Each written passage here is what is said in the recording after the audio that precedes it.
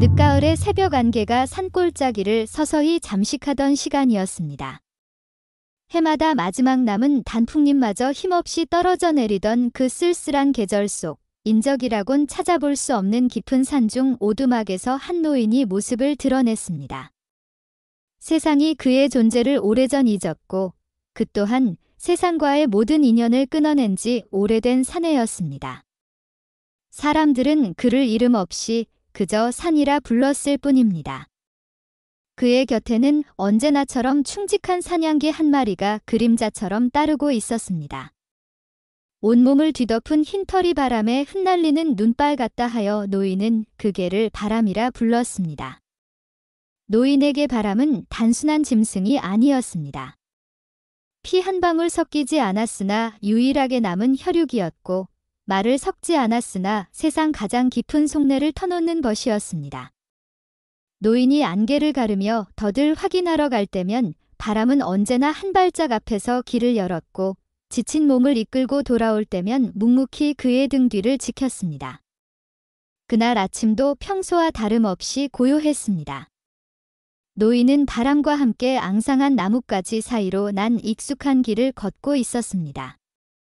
그런데 그 정막을 깨뜨리는 소리가 멀리서부터 들려오기 시작했습니다. 말발굽 소리, 사람들의 거친 웃음소리, 그리고 사냥개의 요란한 짖음소리까지. 산의 평화를 깨뜨리는 불청객들이었습니다. 노인은 잠시 걸음을 멈추고 소리가 들려오는 쪽을 향해 눈살을 찌푸렸습니다. 자신의 영역을 침범한 자들에 대한 불쾌감이 엄습했습니다. 그는 소란을 피하기 위해 길을 바꾸려 했지만 운명은 그를 비껴갈 생각이 없었던 모양입니다. 갑자기 숲 사이에서 겁에 질린 노루 한 마리가 뛰쳐나왔고 그 뒤를 화려한 옷차림의 사내들이 말을 타며 고함을 지르며 추격했습니다. 그들은 노루를 몰아가며 낄낄거리고 있었습니다. 바로 그 순간 주인의 곁을 지키던 바람이 겁에 질린 노루와 잔인한 사냥꾼들 사이를 가로막듯 길 한복판으로 뛰어나가 맹렬하게 짖기 시작했습니다. 물러서라. 주인의 영역을 지키려는 충직한 경고였습니다. 하지만 말 위에 앉은 사내들의 눈에 그것은 하찮은 미물의 방해로밖에 보이지 않았습니다. 무리의 우두머리로 보이는 자가 귀찮다는 듯 허리춤에서 활을 꺼내 들었습니다. 노인이 미처 말릴 틈도 없이 시위를 떠난 화살은 바람소리를 내며 바람의 옆구리에 깊숙이 박혔습니다. 끼익 하는 비명과 함께 바람의 몸이 허공에 잠시 떴다가 힘없이 바닥으로 나뒹굴었습니다. 사내들은 그저 재미있는 구경거리라도 본 듯 다시 한번 큰 소리로 웃어댔습니다. 그들의 웃음소리가 서린 산의 공기를 잔인하게 찢는 동안 노인은 달려가 숨을 헐떡이는 바람을 끌어안았습니다. 따뜻한 피가 노인의 거친 손등 위로 쉴 새 없이 흘러내렸습니다. 노인은 아무 말도 하지 않았습니다. 소리내어 울지도 않았습니다.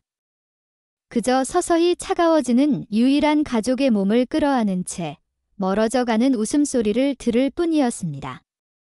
그의 눈은 소리 없는 절규와 함께 밟으면 깨어질 듯한 새벽의 서리처럼 차갑게 굳어가고 있었습니다.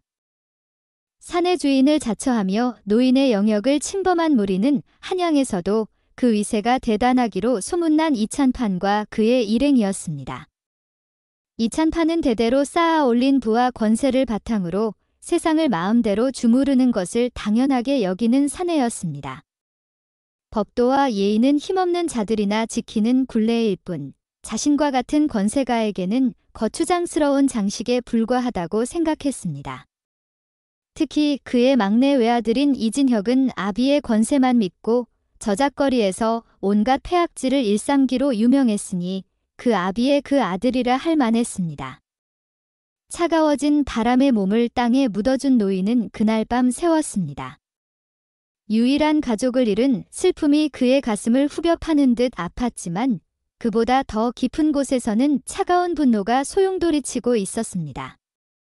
그는 평생을 세상의 법도와 인연을 끊고 살아왔지만 이번만큼은 그대로 넘어갈 수가 없었습니다. 아무리 미물이라 한들 생명이었고 아무리 권세가라 한들 죄를 지었으면 벌을 받는 것이 세상의 이치여야만 했습니다. 그는 다음 날 똥이 트자마자 수십 년 만에 처음으로 산을 내려가기로 결심했습니다. 관아에 가서 억울함을 호소하고 법의 이름으로 이찬판의 죄를 묻기 위함이었습니다. 노인은 꼬박 반나절을 걸어 한양 도성에 도착했습니다. 수십 년 만에 다시 밟는 도성은 모든 것이 낯설었습니다. 하지만 위험 있게 솟아있는 관아의 모습은 예전과 다르지 않았습니다. 그는 굳게 닫힌 관아의 문 앞에서 한참을 서성이다 용기를 내어 문을 지키는 포졸에게 다가갔습니다. 남루한 행색의 노인이 다가오자 포졸의 얼굴에는 귀찮음과 경멸의 빛이 역력했습니다. 무슨 일이요? 영감, 퉁명스러운 물음의 노인은 자초지종을 설명하기 시작했습니다.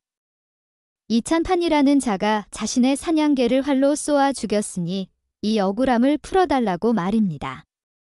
노인의 이야기가 채 끝나기도 전에 포졸은 코웃음을 쳤습니다. 뭐요? 이찬판 나리께서 영감, 지금 제 정신이요. 그의 목소리에는 노인을 미치광이 취급하는 조롱이 가득했습니다. 설령 나리께서 그러셨다 한들 개 한 마리 죽은 것 가지고 이 관아의 문을 두드릴 셈이요. 나리께서는 나라의 녹을 먹는 귀한 분이시고 영감의 개는 그저 들짐승일 뿐이요. 어디 감히 비교할 것을 비교해야지. 다른 포졸들까지 몰려들어 노인을 구경거리 삼아 낄낄거렸습니다. 그들의 눈에 비친 것은 분수도 모르고 권력에 덤벼드는 어리석은 촐로일 뿐이었습니다. 노인은 입술을 깨물었습니다.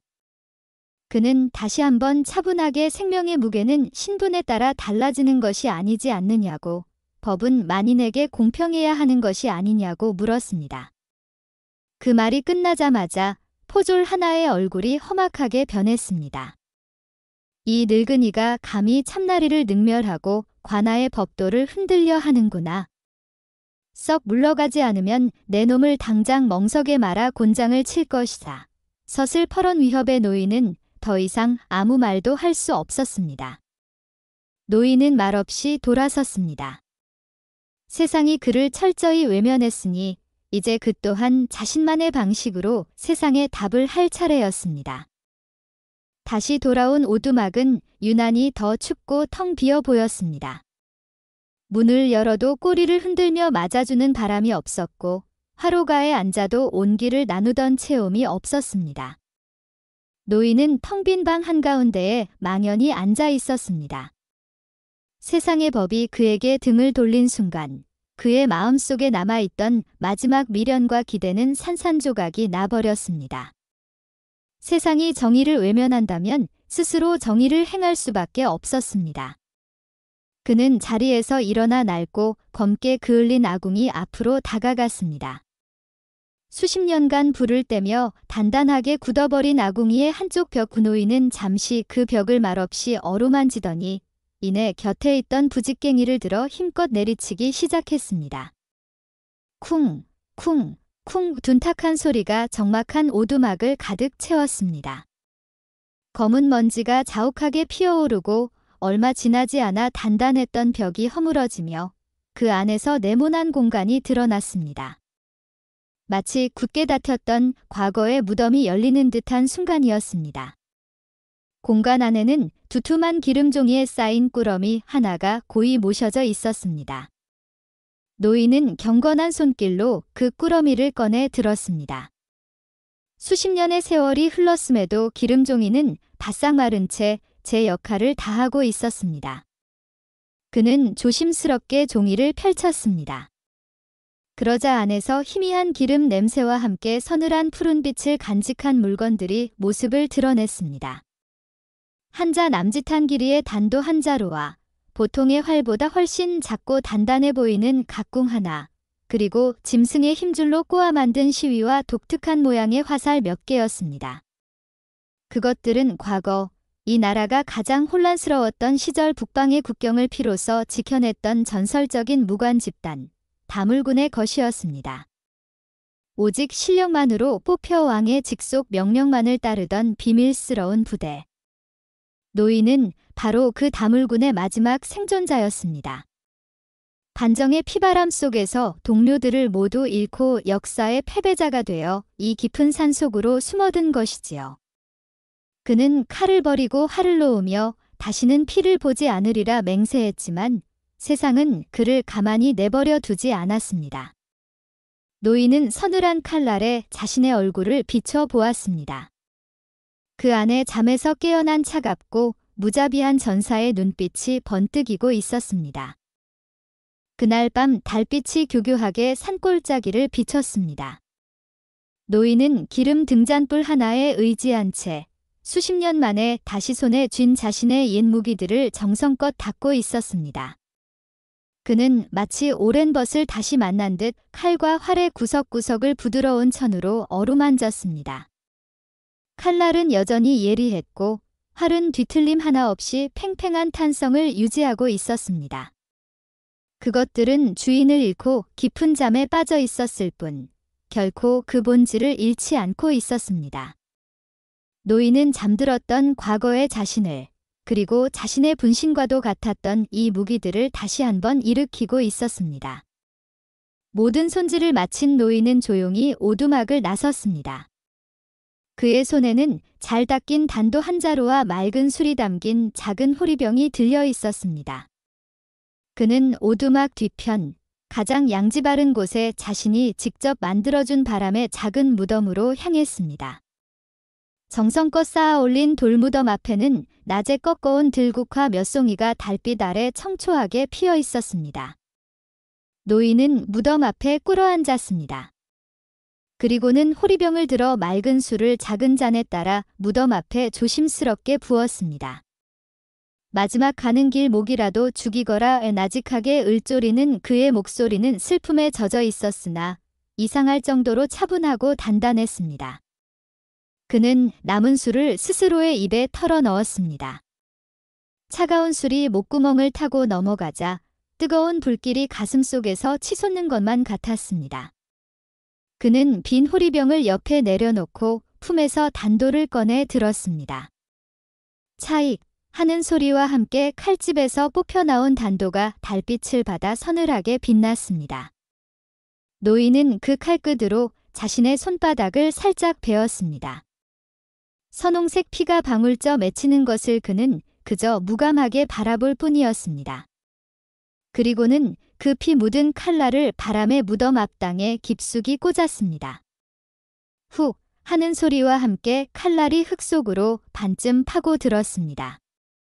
그것은 단순한 행동이 아니었습니다. 말을 잃은 자의 소리 없는 맹세이자 피로서 맺는 엄숙한 계약이었습니다. 너의 억울함을 이 칼에 담아 반드시 그 대가를 치르게 하겠다. 한참 동안 땅에 박혀있던 칼은 그 땅의 모든 슬픔과 분노를 빨아들이기라도 한 듯 더욱 차갑게 빛나는 듯 했습니다. 노인은 칼을 뽑아 들었습니다. 심판의 시간은 이제 막 시작되려 하고 있었습니다. 이찬파는 산에서 있었던 일을 까맣게 잊고 있었습니다. 그의 인생에서 사냥개의 죽음 따위는 길을 가다 밟은 작은 돌멩이 하나와도 같은 기억할 가치조차 없는 사소한 일이었기 때문입니다. 그는 여전히 호화로운 기생집에서 비싼 음식과 술을 즐기며 아첨하는 자들에게 둘러싸여 권세를 누리고 있었습니다. 그에게 세상은 변함없이 평화로웠고 모든 것이 자신의 발 아래에 있는 듯 보였습니다. 그 오만한 평화가 깨어지기 시작한 것은 바로 그날 새벽의 일이었습니다. 이른 아침 저택의 대문을 열기 위해 나온 하인이 기겁을 하며 안으로 뛰어 들어왔습니다. 그의 얼굴은 새하얗게 질려 있었고 말조차 제대로 잊지 못했습니다. 대문에 이상한 것이 박혀 있사옵니다. 비찬파는 아침부터 무슨 호들갑이냐며 역정을 냈지만 하인의 겁에 질린 표정이 심상치 않아 마지못해 몸을 일으켜 대문으로 향했습니다. 그리고 그는 자신의 눈을 의심해야만 했습니다. 육중한 저택의 대문 한가운데 마치 사람의 형상을 한 집 인형이 매달려 있었습니다. 그리고 그 집 인형의 가슴팍, 정확히 심장이 있어야 할 위치에는 화살 한 대가 깊숙이 박혀 있었습니다. 섬뜩한 것은 그것뿐만이 아니었습니다. 집 인형의 목에는 작은 패찰이 하나 걸려 있었는데 거기에는 틀림없는 이찬판 자신의 이름 석자가 적혀 있었습니다. 누군가 밤사이에 몰래 와서 대담하게도 참판 대감의 목숨을 노린다는 섬뜩한 경고를 남기고 간 것이었습니다. 이찬판은 순간 불쾌감에 얼굴을 굳혔지만 이내 허탈한 웃음을 터뜨렸습니다. 어느 미친놈의 장난질이냐? 당장 저것을 끌어내리고 범인을 색출하여 내 앞에 대령시켜라. 그는 이것이 필시 자신의 권세를 시기한 정적의 비열한 수작일 것이라 생각했습니다. 하지만 대문에 박힌 화살을 뽑아든 호위 무사의 표정이 심상치 않았습니다. 나리, 이 화살은 평범한 물건이 아닌 듯합니다. 이찬판이 건네받은 화살은 확실히 기이했습니다. 보통의 화살보다 조금 짧고 가벼웠지만 그 촉은 짐승의 뼈를 날카롭게 갈아 불에 그을린 듯 검은빛을 띠고 있었습니다. 무엇보다 이상한 것은 시위를 묶는 온의 부분과 화살 깃이었습니다. 그것은 일반적인 꿩의 깃털이 아니라 한 번도 본 적 없는 맹금류의 깃털로 만들어져 있었습니다. 마치 문명 세계의 것이 아닌 저 멀리 북방의 오랑캐들이나 사용할 법한 원시적이고 야성적인 무기였습니다. 더 기이한 것은 밤새 대문을 지키던 문지기들과 순찰을 돌던 가병들 중 그 누구도 이상한 낌새를 채지 못했다는 사실이었습니다. 마치 유령이 다녀가기라도 한 것처럼 화살은 소리도 없이 날아와 박혀 있었던 것입니다. 이찬판은 애써 태어난 척했지만 그의 마음 한구석에서는 정체를 알 수 없는 불길한 그림자가 피어오르기 시작했습니다. 첫 번째 경고였던 유령의 화살 사건은 이찬판의 저택에 작은 파문을 일으켰지만 그는 여전히 대수롭지 않게 여기려 애썼습니다. 자신의 철통 같은 경비를 뚫고 들어온 자가 있다는 사실이 몹시 불쾌했지만 그것은 어디까지나 자신의 권위에 대한 하찮은 도전일 뿐 실질적인 위협은 아니라고 애써 자신을 다독였습니다. 그는 경비를 2배로 늘리고 밤마다 순찰을 도는 가병의 수를 늘리라 명했습니다. 이 정도로 삼엄한 경비를 뚫을 수 있는 자는 이 한양에 존재하지 않으리라 확신했습니다. 하지만 그의 그런 확신이 무참히 깨어지는 데는 그리 오랜 시간이 걸리지 않았습니다. 며칠 뒤 그의 저택이 다시 한번 발칵 뒤집히는 사건이 벌어졌습니다. 이번에는 그의 자존심과 권위에 심장을 후벼 파는 상처를 입힌 사랑채에서 일어난 일이었습니다. 이찬판에게는 대대로 내려오는 갑옷이 하나 있었습니다. 그것은 젊은 시절 그가 북방의 국경지대에서 복무할 때 직접 잡은 거대한 호랑이의 가죽으로 만든 호피 병풍이었습니다. 그는 이 병풍을 자신의 용맹과 권위의 상징으로 여겨 가장 아끼는 사랑채에 가장 잘 보이는 곳에 두고 손님이 올 때마다 자랑하곤 했습니다. 그것은 단순한 장식품이 아니라 이찬판이라는 인간의 자존심 그 자체였습니다. 그런데 그날 아침 사랑채를 청소하던 여종의 비명소리가 저택 전체를 울렸습니다.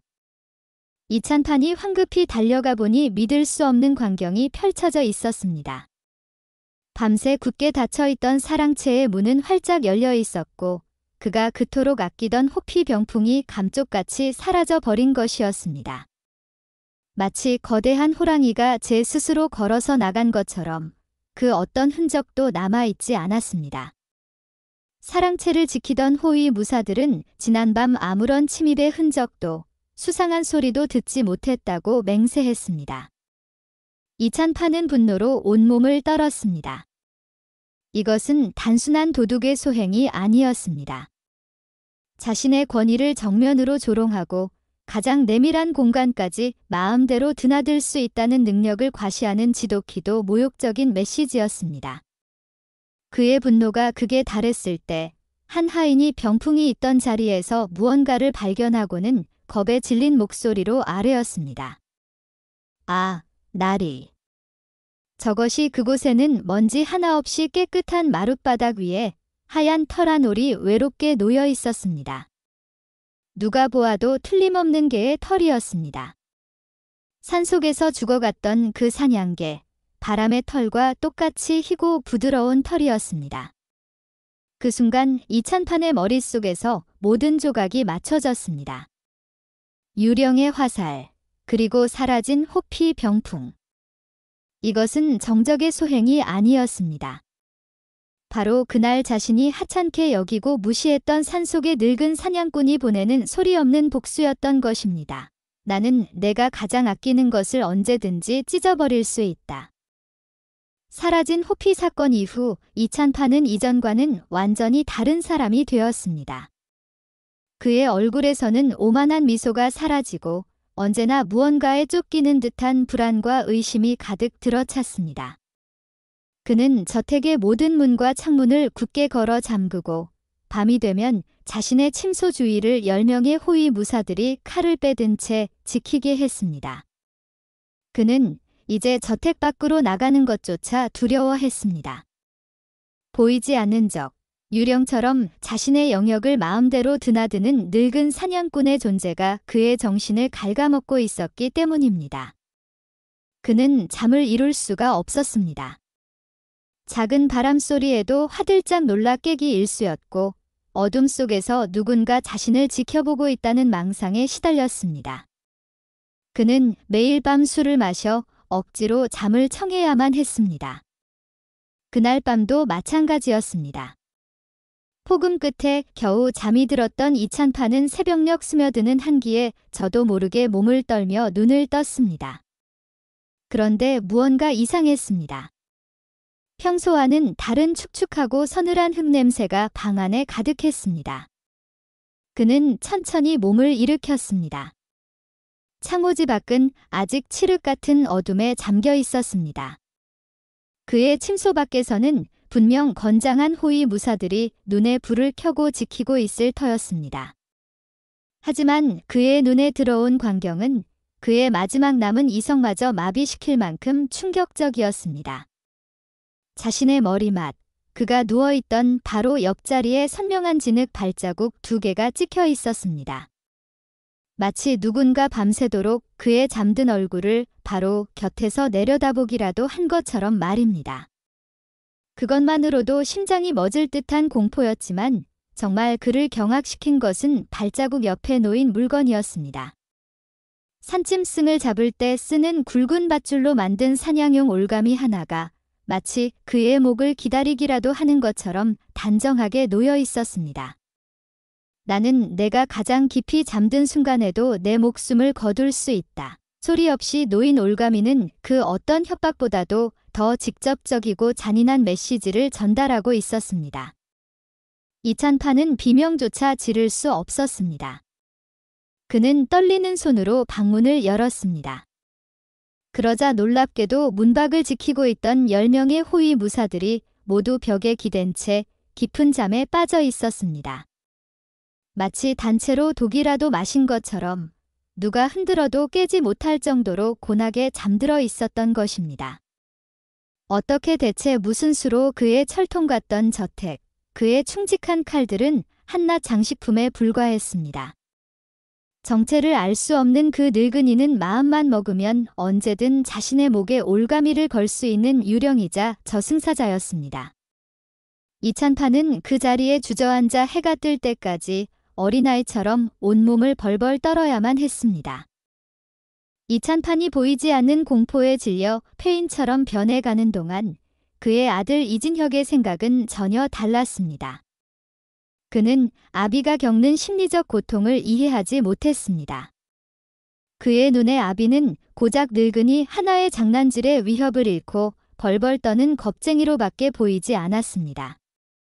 그는 자신의 아버지가 한양 최고의 권세가라는 사실을 단 한순간도 잊어본 적이 없었습니다. 그런 아버지가 일개 사냥꾼 따위에게 농락당하고 있다는 사실이 그는 분하고 창피해서 견딜 수가 없었습니다. 아버님, 대체 언제까지 이 숨어만 계실 작정이십니까? 늙은이 하나를 잡지 못해온 집안이 발칵 뒤집히고 저작거리에 웃음거리가 되고 있는 것을 모르십니까? 이진혁은 답답한 마음에 아버지에게 큰 소리를 쳤습니다. 이찬파는 아들의 치기 어린 말을 들으며 그저 힘없이 고개를 저을 뿐이었습니다. 너는 모른다. 그는 사람이 아니라 그림자라. 잡을 수가 없어. 하지만 이진혁은 아버지의 경고를 늙은이의 노망으로 치부했습니다. 그림자라니요. 그저 산길에 익숙한 교활한 늙은이일 뿐입니다.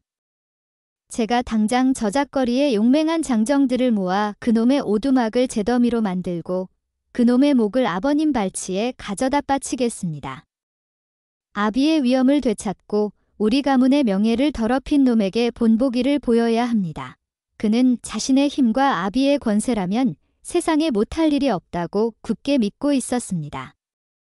그는 아버지의 만류를 뿌리치고 저작거리에서 돈으로 고용한 무례한 배 수십 명을 이끌고 기세등등하게 길을 나섰습니다.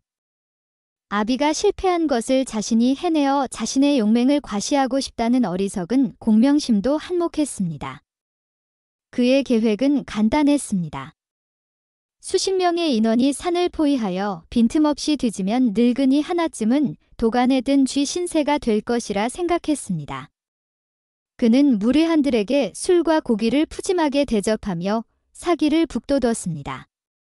그 늙은이를 산채로 잡아오는 자에게는 평생 먹고 살 돈을 상으로 내리겠다. 그의 외침에 무례한들은 환호하며 마치 쉬운 사냥이라도 나서는 것처럼 의기양양하게 산으로 향했습니다. 이진혁은 자신이 곧 영웅이 되어 돌아올 것이라 확신했습니다. 하지만 그는 몰랐습니다. 산은, 특히 주인이 분노한 산은 오만한 침입자에게 결코 길을 허락하지 않는다는 사실을 말입니다. 그의 어리석은 도발은 이제 막 시작된 비극의 두 번째 막을 올리는 효시에 불과했습니다. 이진혁과 그가 이끄는 무례한들은 기세 좋게 산으로 들어섰습니다. 그들은 낄낄거리며 노인의 오두막이 있을 법한 곳으로 향했습니다. 하지만 산은 그들이 생각했던 것처럼 만만한 곳이 아니었습니다. 산에 발을 들인 지 불과 반 시즌도 지나지 않아 이상한 일들이 벌어지기 시작했습니다. 분명히 하나의 길을 따라 함께 걷고 있었는데 정신을 차려보면 안개 속에서 일행이 둘셋으로 나뉘어 흩어지기 일쑤였습니다. 서로를 부르는 목소리는 메아리가 되어 엉뚱한 방향에서 들려오기만 했습니다. 이게 어찌 된 일이냐? 귀신에라도 홀린 것인가?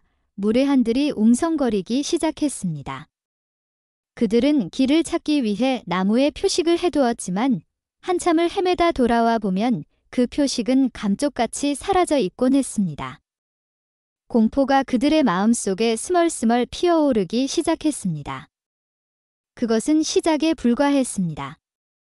갑자기 발밑에 땅이 꺼지며 사람이 빠지는가 하면 머리 위에서는 마른 나뭇가지들이 비처럼 쏟아져 내렸습니다.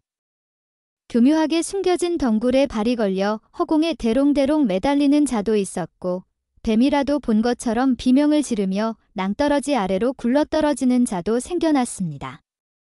이 모든 것은 노인이 설치해둔 함정이었습니다. 그는 이 산의 모든 길과 지형을 제 손바닥처럼 꿰뚫고 있었고 수십 년의 사냥 경험으로 터득한 모든 지혜를 동원하여 산 전체를 거대한 덫으로 만들어 놓았던 것입니다. 그는 모습을 드러내지 않았습니다. 그저 어딘가에서 침입자들이 스스로 무너지고 공포에 질려가는 모습을 조용히 지켜보고 있을 뿐이었습니다. 산 자체가 마치 거대한 생명체처럼 분노하여 그들을 거부하고 벌하는 듯 했습니다. 이진혁 역시 공포의 진흙탕에 빠진 것은 마찬가지였습니다. 일행은 이미 뿔뿔이 흩어졌고 그는 칠흑 같은 어둠 속에서 홀로 길을 헤매고 있었습니다. 바로 그때 그의 발밑이 푹 꺼지는 느낌과 함께 몸이 아래로 곤두박질 쳤습니다. 깊이를 알 수 없는 함정이었습니다. 다행히 바닥에는 마른 잎이 두껍게 쌓여 있어 목숨은 건졌지만 발목을 심하게 다친 그는 제 힘으로는 도저히 빠져나갈 수가 없었습니다. 그는 어둠과 고통 속에서 절망적으로 소리를 질렀지만 대답은 없었습니다. 시간이 얼마나 흘렀을까? 그의 기력이 거의 다 했을 무렵 함정 위 칠흑 같은 어둠 속에서 무언가 움직이는 소리가 들렸습니다. 이진혁이 공포에 질려 위를 올려다보자 달빛을 등진 채 자신을 말없이 내려다보는 한 사내의 형상이 보였습니다. 바로 그 늙은 사냥꾼이었습니다. 그의 눈은 인간의 감정이라곤 찾아볼 수 없는 차갑고 깊은 심연과도 같았습니다. 이진혁은 그 눈빛과 마주친 순간 저도 모르게 비명을 지르며 정신을 잃고 말았습니다. 다음 날 아침, 한양 저작거리는 이른 시간부터 발칵 뒤집혔습니다. 저작거리 입구, 가장 사람들이 많이 오가는 길목의 커다란 나무에 웬 사람 하나가 밧줄에 묶인 채 매달려 있었기 때문입니다. 그의 몰골은 처참하기 그지없었습니다.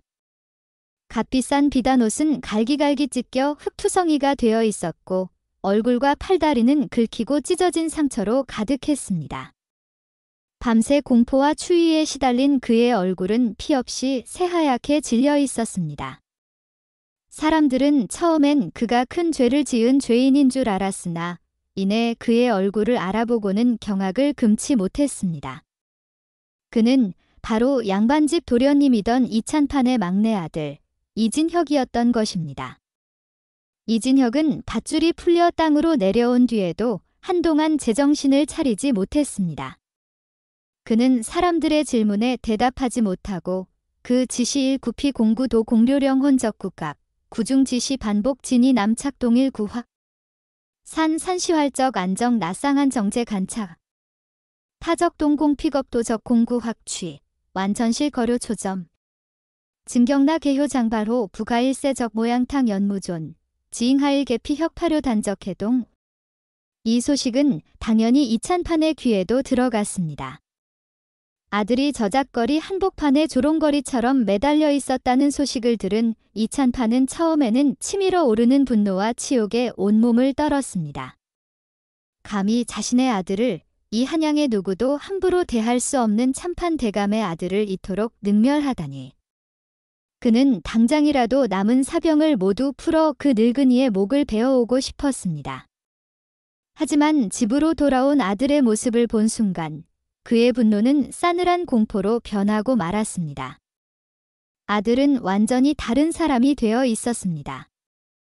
그는 더 이상 거만하게 소리치지 않았습니다. 그저 방구석에 웅크리고 앉아 작은 소리에도 경기를 일으키듯 몸을 떨었고 어두워지면 창밖을 보며 누군가 자신을 지켜보고 있다며 겁에 질려 울부짖었습니다. 이찬판은 그제야 깨달았습니다.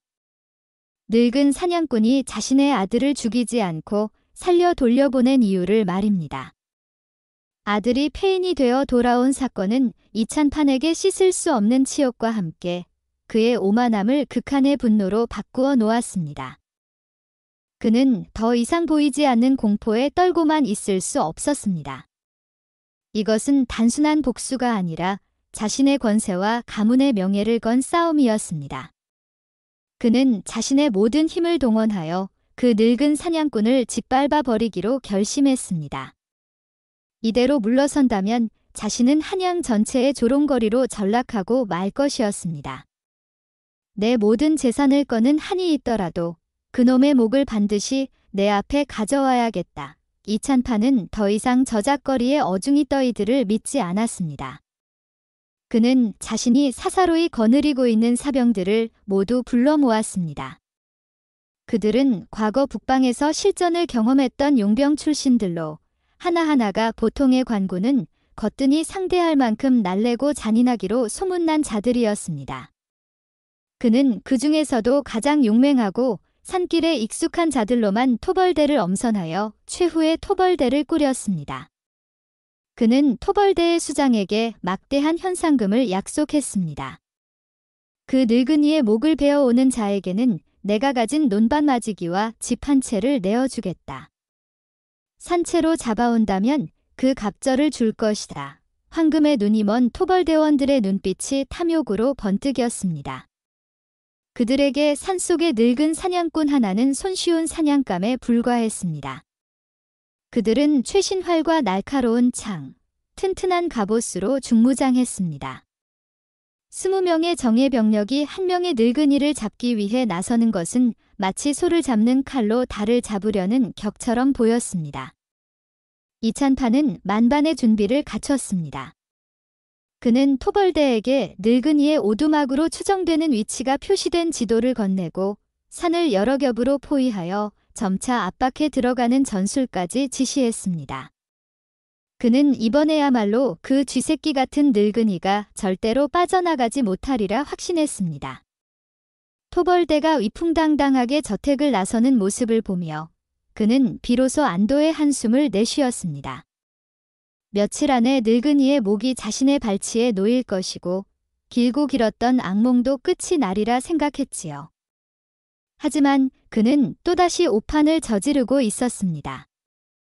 이찬판이 보낸 최후의 토벌대는 이전의 무례한들과는 확실히 달랐습니다. 그들은 숙련된 군인들답게 함부로 흩어지지 않고 대열을 갖추어 신중하게 산을 오르기 시작했습니다. 그들은 서로에게 신호를 보내며 마치 거대한 그물로 물고기를 몰아가듯 늙은이의 오두막을 향해 포위망을 좁혀 들어갔습니다. 그들의 눈에는 자신감이 넘쳤습니다. 하지만 그들이 발을 들여놓은 산은 이미 그들을 집어삼키기 위해 입을 벌리고 있는 거대한 짐승과도 같았습니다. 노인은 토벌대의 움직임을 손바닥 보듯 훤히 꿰뚫고 있었습니다. 토벌대가 계곡을 지날 때쯤 갑자기 상류에서 괴음과 함께 흙탕물이 쏟아져 내렸습니다. 노인이 미리 막아두었던 작은 계곡의 물길을 터뜨린 것이었습니다.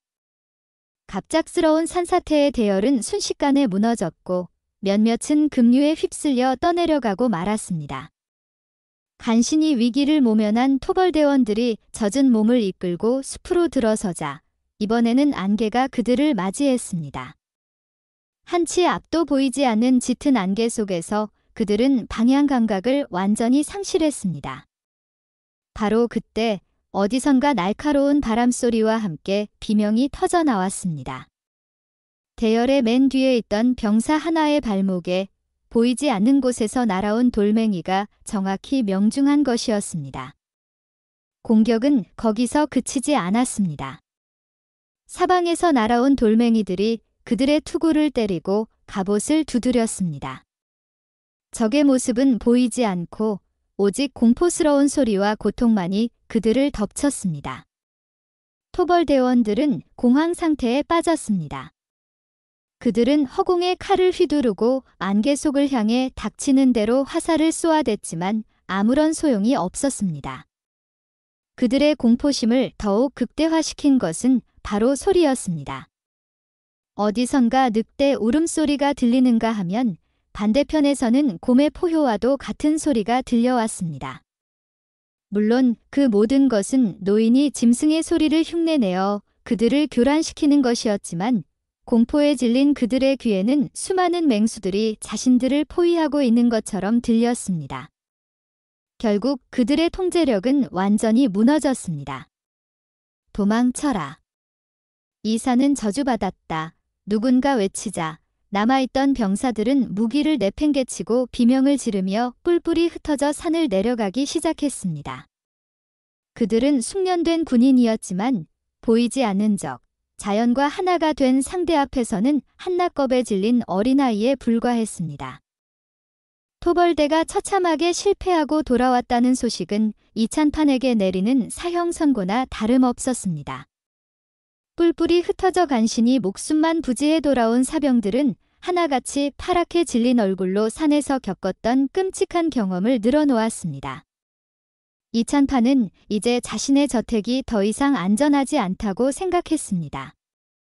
그 늙은이는 자신의 정예 사병들마저 가지고 놀았고 이제 그 무엇도 자신을 지켜줄 수 없다는 절망감이 그의 온몸을 휘감았습니다. 그는 극도의 편집증에 사로잡히기 시작했습니다. 그는 저택의 모든 문과 창문을 널빤지로 못 박아 막아버렸습니다. 대낮에도 모든 방에 불을 밝혀놓았고 밤이 되면 단 한 걸음도 침실 밖으로 나오지 않았습니다. 그는 더 이상 아무도 믿지 못했습니다. 자신을 지키지 못한 호위 무사들을 모두 내쫓았고 음식을 가져오는 하인들의 얼굴에서도 자신을 해하려는 음모를 읽었습니다. 그는 식사에 독이 들었을지도 모른다는 망상에 사로잡혀 며칠씩 음식을 입에 대지도 못했습니다. 한때는 손님들로 북적이던 그의 사랑채는 이제 거미줄만 가득했고 위엄있던 그의 모습은 온데간데 없이 쾌한 눈으로 어둠을 두려워하는 노인만 남아있을 뿐이었습니다. 그는 스스로 자신의 호화로운 기와집을 거대한 감옥으로 만들어 그 안에 갇혀 버린 것입니다. 소문은 담장을 넘어 삽시간에 한양 전체로 퍼져나갔습니다. 한때 하늘을 찌를 듯했던 이찬판이 산속 늙은이 하나의 저주에 걸려 미치광이가 되었다는 이야기는 사람들에게 더없이 흥미로운 구경거리였습니다. 저작거리에서는 그를 조롱하는 아이들의 노래까지 생겨났습니다. 그의 위엄은 이제 땅에 떨어질 대로 떨어져 아무도 그를 두려워하지 않았습니다. 오히려 그의 저택 앞을 지나가는 사람들은 이제 폐허처럼 변해버린 그곳을 보며 혀를 차거나 비웃음을 흘렸습니다. 이찬판은 모든 것을 잃었습니다. 재산은 그대로였지만 그가 평생에 걸쳐 쌓아 올렸던 권세와 명예, 그리고 사람들의 존경심은 하룻밤에 악몽처럼 사라져 버렸습니다. 늙은 사냥꾼은 칼 한 번 휘두르지 않고 그의 영혼을 완벽하게 파괴해 버린 것입니다. 온 한양이 깊은 잠에 빠진 칠흑 같은 밤이었습니다. 스스로를 자신의 저택이라는 감옥에 가둔 이찬판은 그날도 역시 잠을 이루지 못하고 있었습니다. 그는 촛불마저 무서워 모두 꺼버린 어두운 침실에서 이불을 머리끝까지 뒤집어 쓴 채 작은 소리에도 온 신경을 곤두세우고 있었습니다.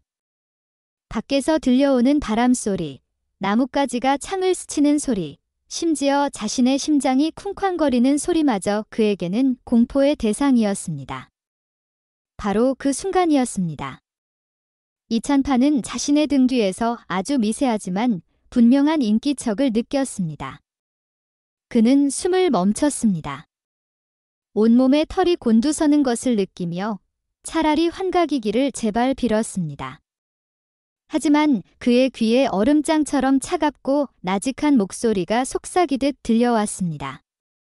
오랜만이요. 참판날이. 이찬판은 비명을 지르며 이불을 걷어찼습니다.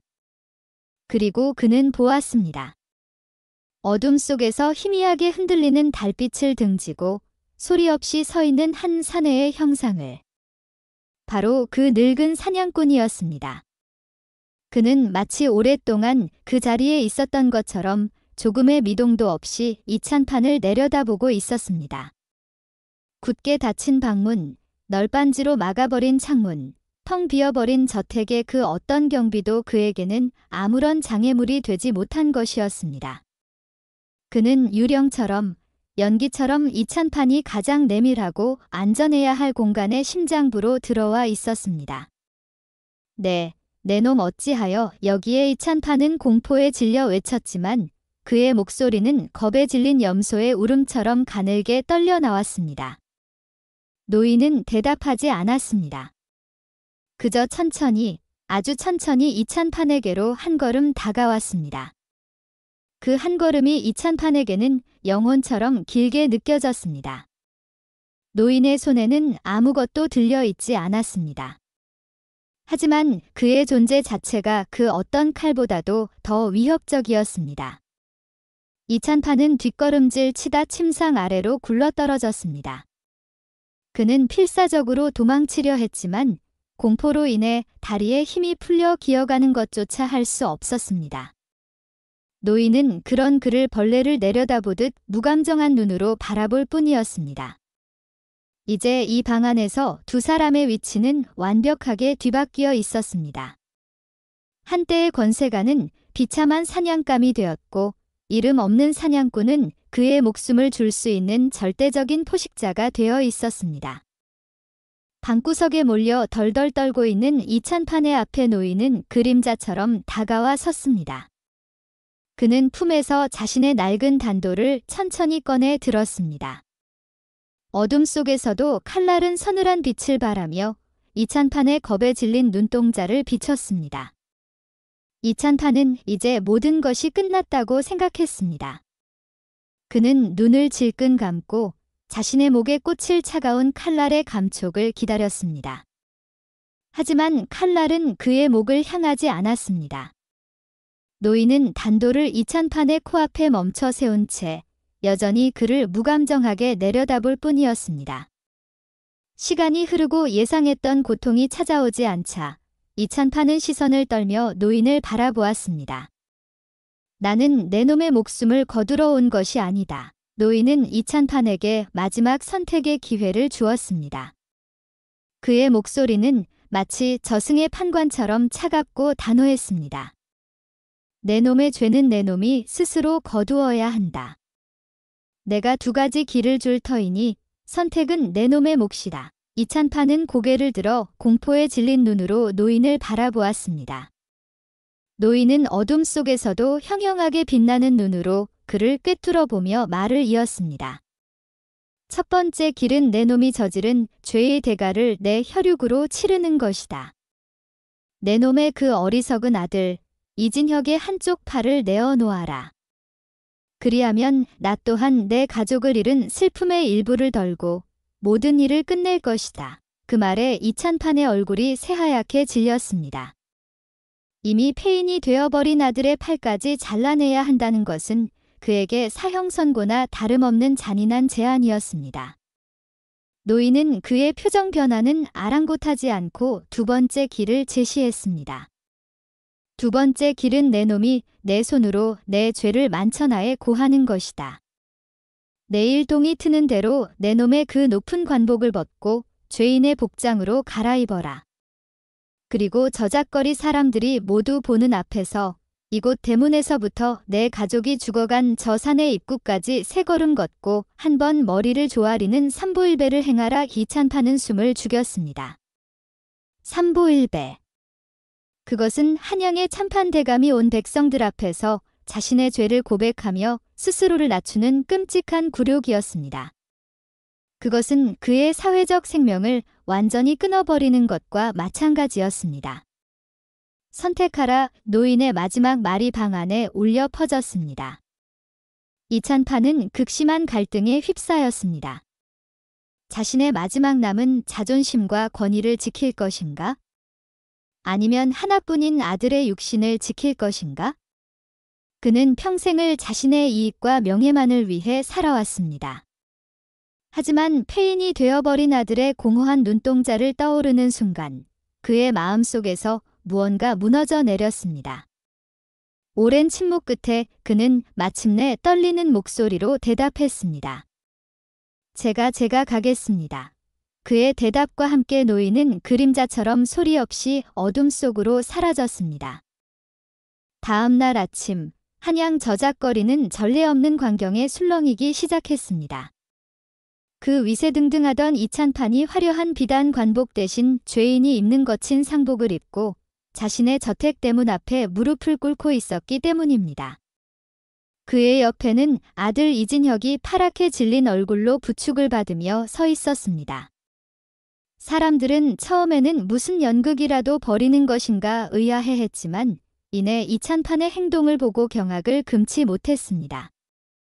그는 땅바닥에 이마가 닿을 정도로 깊이 머리를 조아리더니 힘겹게 몸을 일으켜 세 걸음을 옮겼습니다.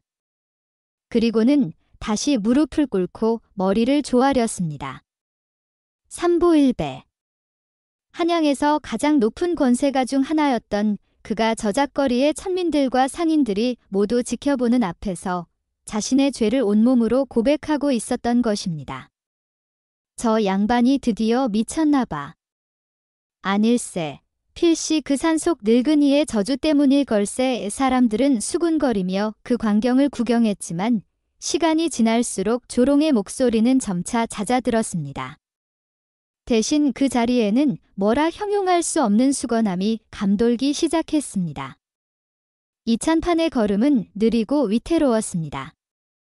평생을 가마나 말 위에서만 살았던 그의 무릎은 금세 벗겨져 피가 흘렸고 이마는 돌뿌리에 찔려 퉁퉁 부어 올랐습니다.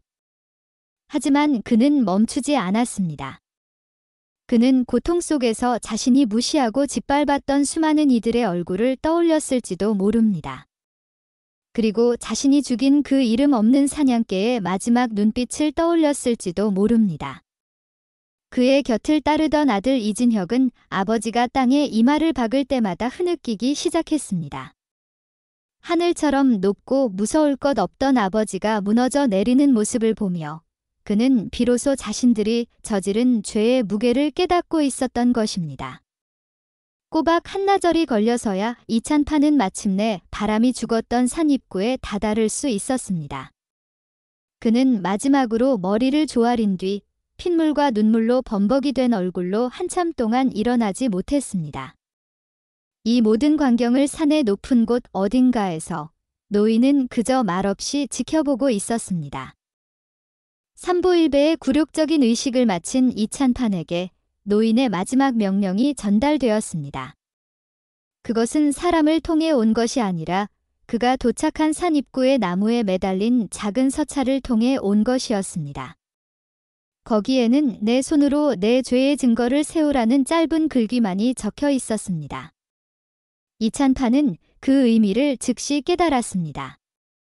그는 다음날 석공을 불러 작은 비석 하나를 만들게 했습니다. 그리고 자신의 손으로 직접 그 비석에 글자를 새겨넣기 시작했습니다. 정과 망치를 다루어 본 적 없는 그의 손은 금세 물집이 잡히고 피가 났지만 그는 묵묵히 글자를 새겨나갔습니다. 며칠에 걸쳐 마침내 비석이 완성되었습니다. 미물의 목숨을 귀히 여기지 않은 죄를 이곳에 참회한다. 그는 완성된 비석을 바람이 죽었던 바로 그 자리에 자신의 손으로 직접 세웠습니다. 그날 이후 이찬판은 살아도 사는 것이 아닌 삶을 살게 되었습니다. 그는 목숨을 건졌고 재산도 지켰지만 그의 영혼은 이미 죽은 것이나 다름없었습니다. 그는 자신의 죄를 증명하는 그 비석을 매일같이 찾아가 닦고 관리해야만 했습니다. 산을 오르내리는 사람들은 누구나 그 비석을 보았고 그 비석 앞에 초라하게 서 있는 이찬판을 보며 그의 죄를 상기했습니다. 그는 평생의 조롱거리이자 자신의 죄를 지키는 비석지기가 되어버린 것입니다. 그의 권세와 명예는 이제 다시는 돌아올 수 없는 과거의 유물이 되었습니다. 그것이 바로 노인이 그에게 내린 살아남은 자의 형벌이었습니다. 그는 죽음보다 더한 고통 속에서 자신의 오만함이 어떤 결과를 낳았는지를 매일같이 되새기며 살아가야만 했습니다. 이찬판이 자신의 죄를 새긴 비석을 세우던 그 시간, 노인은 자신의 오두막 뒤편 바람의 작은 무덤가에 앉아 있었습니다.